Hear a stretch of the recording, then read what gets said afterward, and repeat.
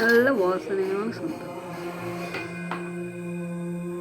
ஓம் நமச்சிவாய, ஓம் நமச்சிவாய, ஓம் நம சிவாய, சிவாய நமக, ஹராய நமக, சிவ சிவ சிவ சிவ சிவாய நமக, ஹர ஹர ஹர ஹர ஹராய நமக, நம சிவாய சிவாய நமக, ஹர ஹர ஹர ஹர ஹராய நமக.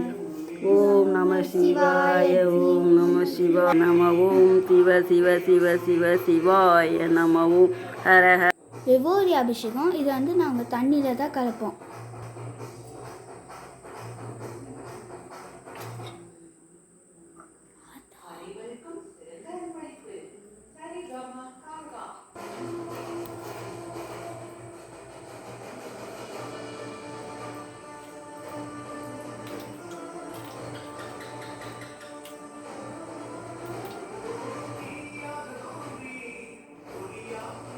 ஓம் நம சிவாய சிவாய நம, ஓம் நம சிவாய சிவாய நம, ஓம் நம சிவாய சிவாய.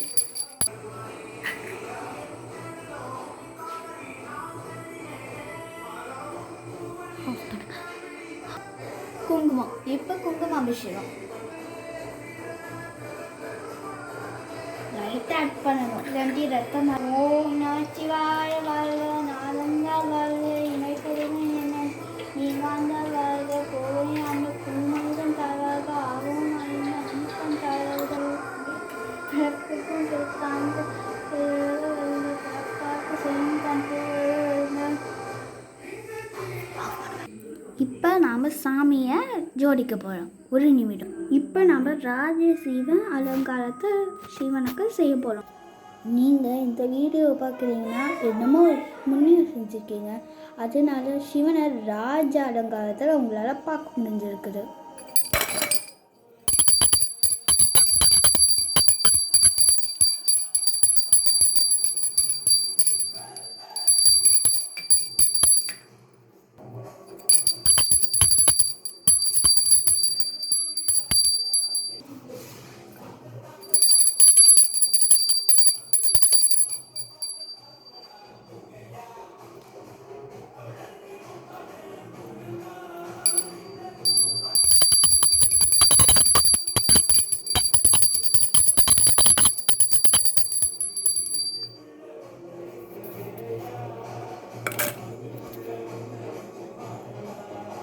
இப்போவுமே மனசுக்குள்ளே தான் சிவன். இப்போவுமே சிவனை வெளியில் இருக்கிற மாதிரி பார்க்காதீங்க.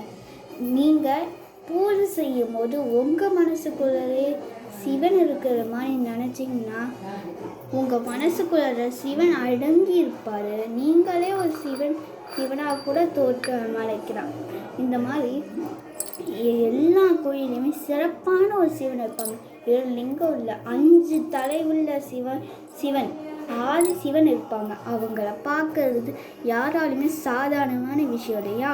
விஷ்ணு பிரம்மாவை கூட பார்க்க முடியாது. இதோட நாம் முடிச்சுக்கோம். பாய்.